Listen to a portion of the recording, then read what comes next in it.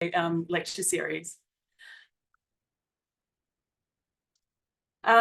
It's a privilege to speak with you all today. I hope to go for approximately 35-40 minutes, but if there are sort of any particular questions you'd like to ask, please feel free to interrupt me. You may have to interrupt via voice because my screen's full of the presentation. But as a university academic, my work is broken down into two parts: teaching and research. My area of focus in both streams is on design research, where I carefully index the shifts of dynamic resource flows that inform the landscape of the city and that of the region. Both streams of work look at a counter-extractive model, where I constantly pose the question to myself in both my teaching and research of how do we design to address past and current injustices and cause no future harm to humans, more than humans, and the planet.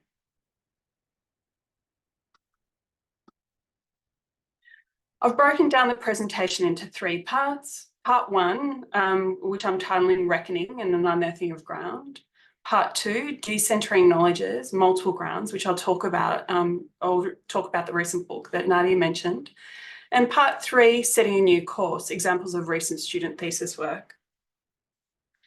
Part one, landscape architecture and the expanded spatial disciplines are influenced and shaped by an insatiable consumption effects of market economies, environmental violence, and forms of occupation and displacement. Despite this intersection with significant societal issues that are key contributors to the climate crisis, the way design projects are delivered and taught has seen minimal change as the disciplines centre further on the design and world building of the future. I argue a reckoning and a reimagining of the design project is needed to meet a just and equitable process and purpose. My current research focuses primarily on a just transition to initiate alternatives to proposals made by existing actors that might reproduce and perpetuate old power dynamics, exclusion, and new forms of environmental degradation. These patterns that we often associated to the energy sector operated in these urban and territorial infrastructures that we're familiar with are reconsidered as material flows and processes to better develop alternative to outmoded networks. In this way, the research takes the need for new infrastructure as an opportunity to reimagine the way the city and its surrounding territory might be assembled. The ever-expanding dependency on energy has historically been driven by an endeavour for economic growth, which has shaped cultures and transformed landscapes. In a drive for power, we have deforested, drilled, mined, extracted, removed mountaintops, terraformed the planet, destroyed biodiversity zone, dislocated communities, and created racial, social, and economic disparities that are immediately present and inherently linked to environmental changes. The impact of infrastructure on the planet extends beyond the extraction zone, production and distribution spaces, beyond the physical power station or hole in the ground. So the work reconceives energy as an ecology at multiple scales. These energy landscapes involve not only minerals, but also logistical infrastructures, financial systems, waste streams, and geographies of labour. Although deeply rooted in the earth, they transcend the ground and become a complex network in constant evolution. The work consisted of 6 case studies. Here we can see the Dakota pipeline, and here the gas and oil processing facilities in Texas. Each case study positions minerals, oil, uranium, etc., and site within a deep history of land tenure and specificity and impacts of extraction, their resistance and toxicity. Identifying stakeholders, key historical evidence, and a timeline that have configured these energy landscapes. In the example of Texas, an extra large-scale layered drawing is produced, where the engagement of the body, the person viewing, and the actual drawing is actually at this human scale. So I apologise that this is best viewed as a printed piece, but for today are revealed through composite parts that make up the drawing, which have supporting archival material that an unearthing of histories occurs, where a constructing of a new ground for care and writing alternative futures beyond being a sacrificial zone is constructed. Part 2, decentering knowledges. So here I'm focusing on the book, where the focus is really around decentering knowledge systems and acknowledging multiple grounds. It's where in the publication it coalesces these agendas. So designing landscape architectural education, studio ecologies for unpredictable futures, which are co-edited with Project Keen and the 33 chapter contributors, aim to decenter the canon of landscape architecture into multiple lineages of inquiry in response to the climate crisis. It brought together educators and students from across landscape architecture and its related disciplines in an effort to explore the many forms of knowledge production that are critical to the pedagogy of landscape architecture as well as its practices. Through the coalescing and aggregating of models from within and outside the discipline of landscape architecture, alternative models of teaching and learning could emerge to avoid historical patriarchal models of learning and teaching and account for the past and attempt to cause no future harm. For the most part, the book was produced during the first year of the pandemic. A multitude of stories, insight, and analyses and concerns have attached themselves to our collective experience of the pandemic. But one striking and persistent effect of the pandemic has been to evidence drastic systemic inequities across the globe, not least some of the very inequities that are the frontline effects of the climate crisis. This continuing experience made incredibly clear those who are most vulnerable, and the view brings into more direct light the global and collective pursuit required to address the climate crisis. The work of the publication focuses on the manifold issues of the climate crisis. It asks the designer and academic practitioners to describe their own work through an ecological lens, and then articulate design approaches for developing new practices in landscape architecture teaching and research. The book is broken down into 5 parts. And here, these 5 parts claim a shift from a singular canon to 5 lineages within the discipline. Each thread describes, through the lens of ecological thinking, design methods and techniques that engage innovatively with key professional skills of site analysis, fieldwork, material investigations, and design processes. Today, I'll discuss only 2 of these sections and give you an example of studio work in each. Material ecologies examines ecological thinking from a material perspective, with contributions, for example, from Zanetta Hong, who has explored ecology as a responsive and evolving set of systems. Here it is posed as by Zanetta that landscape architects, urban planners, and designers, we are becoming increasingly mindful of material practices that are embedded in our disciplines, and to an awareness of how manufacturing and construction are interrelated at multiple scales, influenced by multiple species, and conducted across multiple territories. Our knowledge and skill sets provide us with agency to systematize people, communities, and environments, to alter atmospheres, hydrospheres, and lithospheres, and ultimately shape and alter living matter into corporeal realities and speculative futures. This multifaceted, multidimensional enterprise acknowledges the interconnectivity of systems and ecologies that exist in the design and planning of built landscapes. And for both practice and pedagogy, a substantial emphasis is placed on translating the discipline's production of design spaces and artifacts with material affordance and cultural substance. Landscape architecture is the discipline that is uniquely positioned to synthesize the immaterial with the material, to catalyze a design from individual components and assemblies into informed spaces and shared experiences. The effect of climate change in our environments has been rhizomatic, cascading through networks of materials and energies, biologies and chemistries, economies and cultural exchanges. Consequently, this has affected every minutiae of our world in diverse and unpredictable ways, and most notably through the quality and composition of our foods. So Zanetta argues that one purchases and consumes a food product. One is naturally not investing nor indirectly ingesting the landscape or climate of a particular region. Terroir cannot be seen as a monetized commodity, although it is frequently marketed as such. Rather, in the act of consumption, one is tracing in as much as sustaining a network of edible ecologies, ecologies that are entangled with landscapes, people, and matter. In the second example, in sensing landscapes, offers contributors a platform for posing modes of observation and simulation beyond the ideal or natural flow that shift the perceived inert view of the landscape.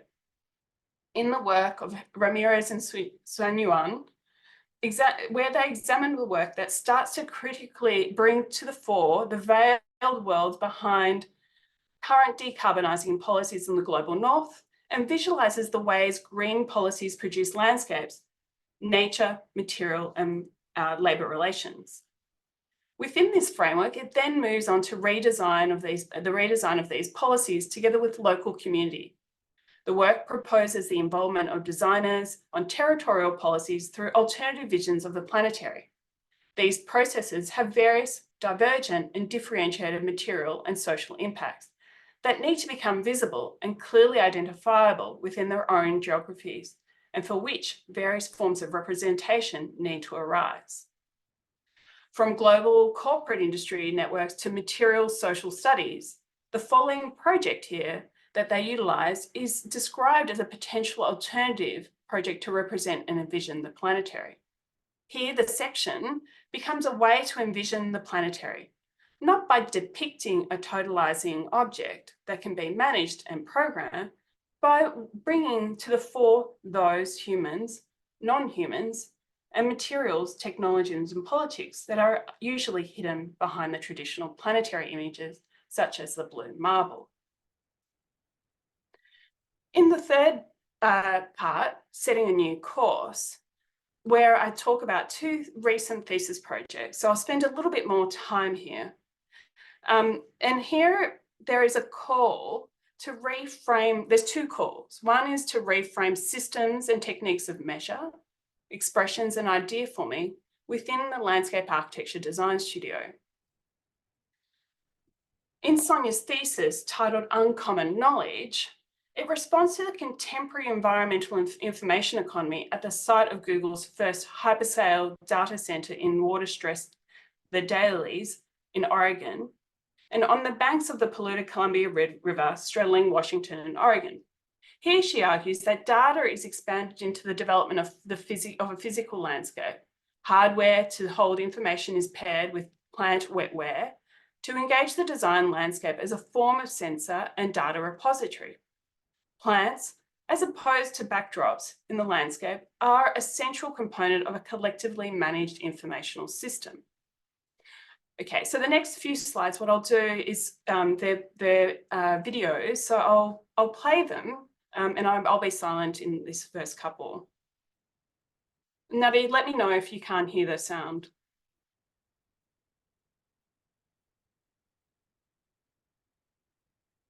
Information is a place on Earth. The total digital information in the world in 2017 is estimated to be 3.52 by 10 to the 22nd bits, or roughly 8% of the world's greenhouse gases. While we can't always trace the roots of information infrastructure on a map, its material imprint has come to light with the realization that bits, wires, and power come from somewhere. In 2005, Google opened its first ever hyperscale data center in the small town of the Dalles, Oregon, on the banks of the Columbia River. The company purchased the town's water rights to increase its pumping capacity from the water-stressed aquifer. First, it concealed the amount through gag orders, then last December, after significant upheaval, finally revealed that it used a third of the town's total water consumption yearly. Though obscured, hidden, and invisible, information is a place on Earth, and an extractive place at that. Information demands temporality. An obsession with time pushes the continuous evolution of data center technologies. By traits drive the semiconductor industry. How can we make information faster, easier to view, higher resolution? Speed and the ability to store information forever are integral to Google's vision of itself as an entity beyond time. Acceleration is an old obsession, however. Time-space compression in modernity is an effort to expand the limits of controllable knowledge. The indexical spaces of botanical gardens and herbaria serve as origins of cumulative practices, where extracted materials were organized into informational systems. As Zeynep Çelik Alexander argues, by standardizing, aggregating, and structuring information at a large scale, the Kew herbarium monetized sheets of paper that otherwise had no intrinsic value. Botanical information, like Google's bits, demonstrate a desire to control knowledge. Speed and infinite storage are equated with accessibility, but also enclose the boundaries of informational space. To centralize, to database, to own everything in perpetuity, to accumulate, to monetize in service of a corporate teleology. The Columbia River is split down the middle. Since time immemorial, tribes from the Columbia River Basin and beyond have congregated at the fishing and trading site at Celilo Falls, 10 miles upriver. Since the arrival of settler colonizers, however, the river was viewed as a subject to be controlled. By 1948, after a flood, the river was dammed by the U.S. Army Corps of Engineers, submerging the falls and permanently altering indigenous livelihoods. Despite being one major ecological system, the river is split across jurisdictional boundaries. In territorial datasets, its hydrology is a set of subdivided, tiled maps. The river, in fact, isn't really a river at all. It's subdivided into a series of slack lakes. Below the surface, the few salmon that make it up fish bridges swim next to the recently silent Celilo Falls. The data center is on fire, and the fire constantly evades control. In 2022, the Dales Data Center was 100 meters from a wildfire, and it's on the edge of a 100-year flood zone. Home to multiple Superfund sites, the watershed is polluted by radiation and PCBs. A new aluminum smelting facility leaches polycyclic aromatic hydrocarbons into the soil and air. Data exists in a fragile, polluted landscape. Toxicity, like wildfires, is constantly evading control. Standards to map the tentacular expansion of plumes are undermined by its ability to subdivide endlessly, to evade measurement. While corporate and colonial entities are obsessed with their information lasting forever, the traces of toxicity and infrastructure left behind are closest to eternity.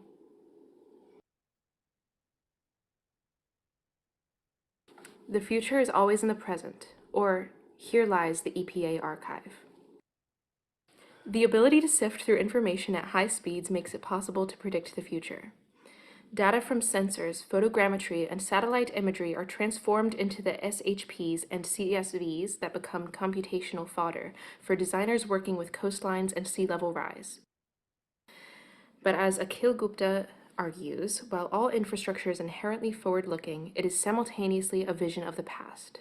The EPA's online archive, set to be shuttered in June 2023, is being closed under the pretense of quelling the data deluge, though may be tied to broader conservative attacks on climate data. But at its core, the way we use environmental information is alienating. In the translation from material sample to data file, information becomes placeless. The translation could be remedied by what Dietmar Offenhuber calls autographic data, that is, using sensing objects that physically reveal the data they describe. If even our environmental data systems are resource-intensive, privately owned, black-box infrastructure, what does this mean for the futures we imagine with them? How do we rethink the interface of environmental knowledge from screen to space? So Sonia's framing that the databases that landscape architects rely on, shapefiles, CSVs, that describe site, and that we often redescribe site through, need to be reconsidered.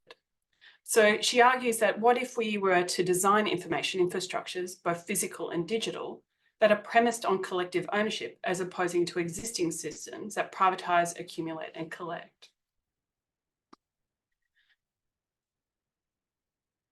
And so what you start to see with Sonia's work is a redescription. So she carefully models every single plant, an understanding of its site, that is not just a plant that you're modeling and then transfer from one site to the next, but a plant that's redescribed as a set of information that encapsulates a long history of the site, but also its potential futures. And then with her work, this was an image of her final thesis presentation, which was a multimedia sort of visual feast of where we had sort of various LiDAR data, data on plants, real plants with Arduino sensors, and this sort of clash of different material and media coming together to reveal both aspects of what we would describe as the matter of landscape architecture, but also in material sort of conditions and political conditions that are actually describing and making the landscape. So here she's trying to make a connection between people, their environments and information, which are often fragmented, hidden, and often inaccessible. So in the statement, or in the title of the project, Uncommon Knowledge, here we're bringing it to the foreground and making it collective.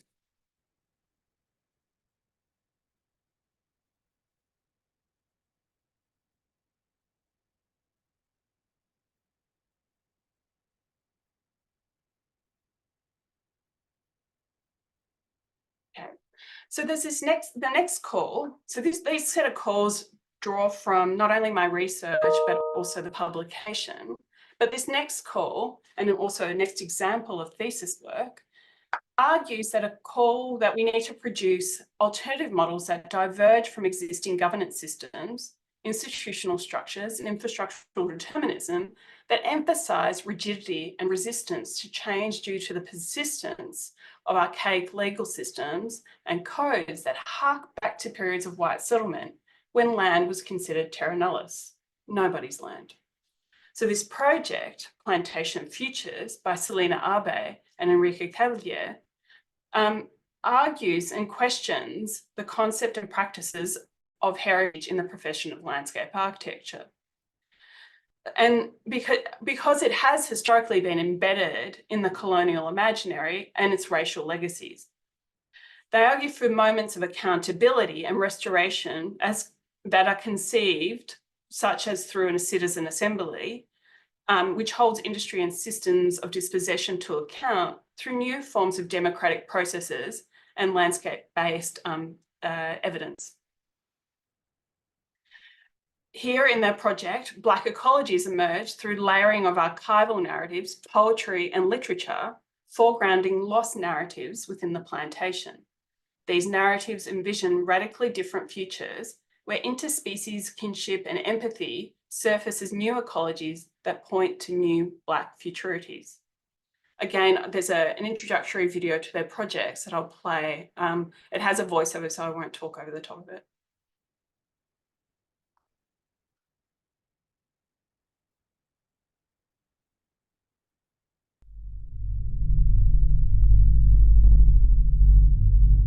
Plantation Futures, Foregrounding Lost Narratives. Act 1, One Landscape, One Narrative. Scene 1, Oak Alley. Oak Alley Plantation, located in Vacherie, Louisiana, is the most famous and visited plantation in the United States. It is a part of plantation country, a tourism route outside New Orleans along the Mississippi River. Today, Oak Alley is preserved as a cultural landscape, reflecting and glorifying the values of the antebellum era. Visitors are greeted by costumed guides and surrounded by a carefully preserved oak-lined alley, master's house, and colonial gardens. The plantation is a popular wedding venue, restaurant, and bed and breakfast, with 6 reconstructed slave cabins added as an addendum to the site. At Oak Alley, the landscape and architecture of the master are preserved as a cultural commodity. Act 1, One Landscape, One Narrative. Scene 2, The Ditch, the Plot, the Swamp. What is absent at Oak Alley and all the plantations upon which the United States was formed is the recognition of the forged black landscapes used for refuge, joy, and resistance. Although the plantation existed as a forced labor complex, an underground system of resistance hid behind the structure to resist, survive, and find joy. Contrary to the labor prison camp's architectural and spatial complex, these sites of resistance were landscapes. The swamp,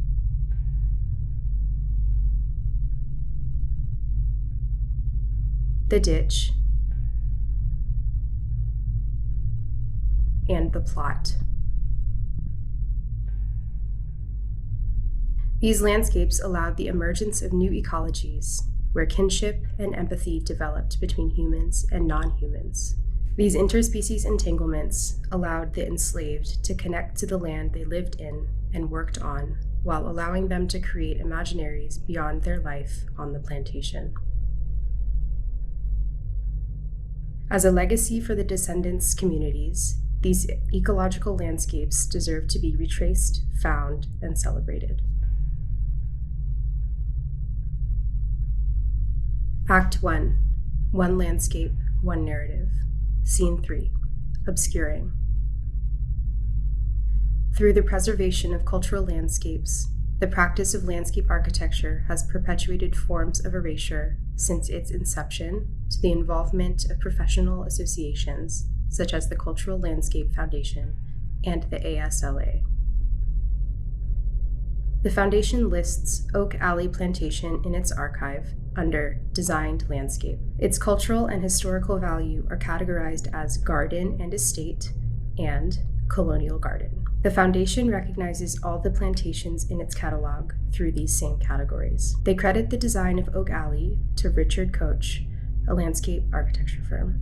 Nowhere in its description does it recognize the production of the landscape by the enslaved, their embodied knowledge, or their labor. Through this thesis work, we question the concept and practices of heritage in the profession of landscape architecture as it is embedded in the colonial imaginary and its racial legacies.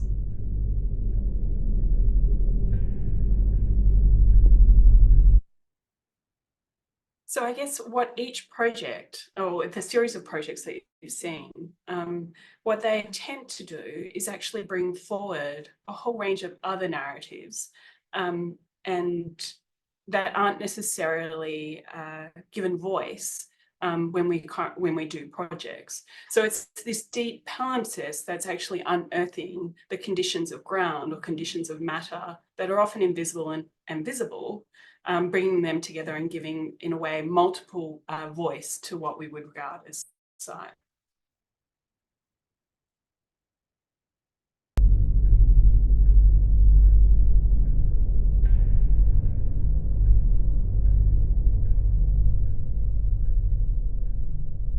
Act 2, The Cosmovision of Extractivism. Scene 1, Plantation Systems. The plantation was a complex of white supremacy that linked the exploitation of racialized bodies and non-human agents to fertile lands and commodities. Anthropologist Sidney Mins describes the plantation as a synthesis of field and factory that was an integral institution in the growth of capitalism. As Black Studies scholar Catherine McKittrick says, the plantation is the master narrative, the dominant plot of America. These landscapes emerged in the Americas as an economic and political model based on dislocated forced labor, intensive land exploitation, and global commerce supported by land dispossession, labor extraction, and racialized violence. Political ecologist Sophie Sapp Moore describes the plantations as transformative models that reshaped the lives and livelihoods of human and non-human beings on a planetary scale. Oak Alley Plantation was a forced labor camp of 120 enslaved people. The landscape was designed to enforce racial segregation using the capitalist tools of incarceration, surveillance, forced labor, and extraction. The enslaved shaped and worked the land, producing immense profit for the owners by cultivating sugarcane and processing it into refined sugar. Act 2. The Cosmovision of Extractivism. Scene 2. From moral contamination to toxic contamination. This thesis argues that the plantation is an ongoing extractivist project that started 500 years ago and continues to reproduce. It is supported by global capitalism, land dispossession, and ecological degradation. As McKittrick claims, plantations are part of the environment we presently inhabit. With the rise of oil and gas, petrochemical industries began to replace sugarcane plantations along the Mississippi River. As a result, today, the region is one of the most profitable areas for oil and gas extraction in the United States, while simultaneously being listed as the second poorest state. Industries along the river manufacture 25% of the country's petrochemical production. The resulting toxicity is so evident that it is nationally known as Cancer Alley. Local communities and ecologies pay the cost of such extreme capital production, continuing to be violently displaced by industry. Cancer Alley is another iteration of the plantation system. We acknowledge that the environmental and social brutalities suffered by the descendants' communities and their lands along the Mississippi River are historically tied to colonialism, racism, and capitalism. Okay. So what we're seeing here is predominantly a human-centric voice, but what Selena and Enrique did in their thesis was actually looked at how we might give, in a way, a voice to the more than human. So in this next slide, I'll only play a portion of this, but in this next slide, they try to sort of give voice to the soil and the waters of this landscape.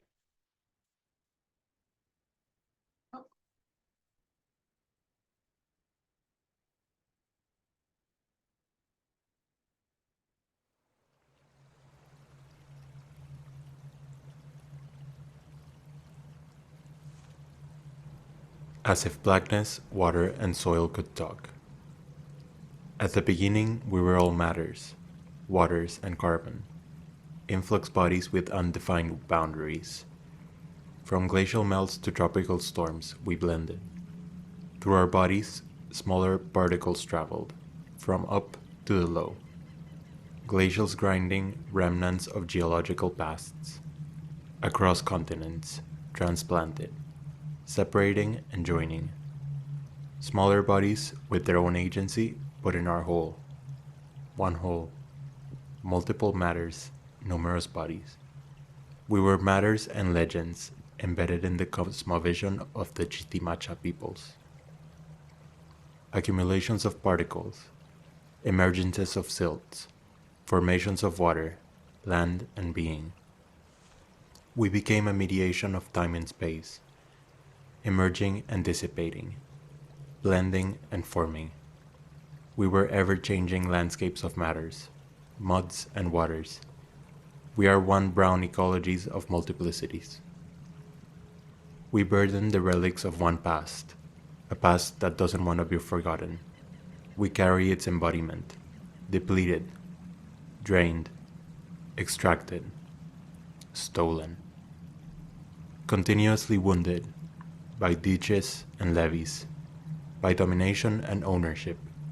We are detached, once a whole, now alienated bodies. And so what you're seeing in both of these examples of both of these videos from their thesis is actually an attempt to acknowledge the sort of palimpsest of histories and trauma that these landscapes have been sort of have undergone. And so in this last film, which I'll show, I'll again only show a portion of this so we can go to the conversation. What an attempt is, then how do we actually potentially act in these landscapes?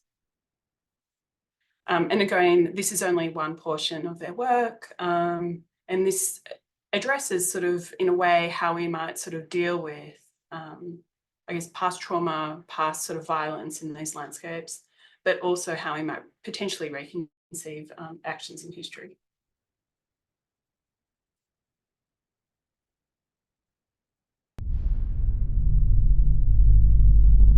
Master's House is the image that defines the antebellum American South. It is the cultural archive that is most associated with the region's economic engine. Its presence today romanticizes and glorifies the master narrative that denied the rights to so many. Disassembling the Master's House is the first step toward repositioning the site's narrative. Our respatialization of hegemonic ecologies through a house is crucial. Referencing Susan Shepley's work, the house invokes material agency. It becomes physical evidence for the International Criminal Court in a bid for recognition of human rights violations within the plantation system. As evidence, the house transforms from a silent bystander into a material witness. The disassembled house serves two purposes. First, it is a physical register of the system bearing witness to the destruction and violence on the plantation. Secondly, it is called to testify and exposed before the tribunal. The disassembled house is stored and preserved in an ICC warehouse in The Hague, where the integrity of the evidence is maintained. The material shifts the burden of proof and testimony to the object itself. The crimes of chattel slavery and the plantation system exceeds national and legal frameworks,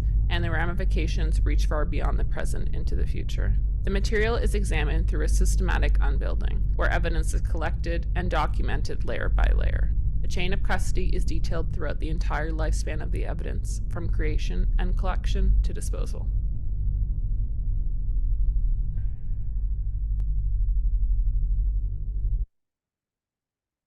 So I guess what I'm arguing with the body of work that I'm showing is that I guess the climate crisis argues that or forces us to reconsider how we practice. So one is not, I guess, the current modes of practicing where we continually sort of build and sort of in a way for the agenda of growth doesn't suffice anymore.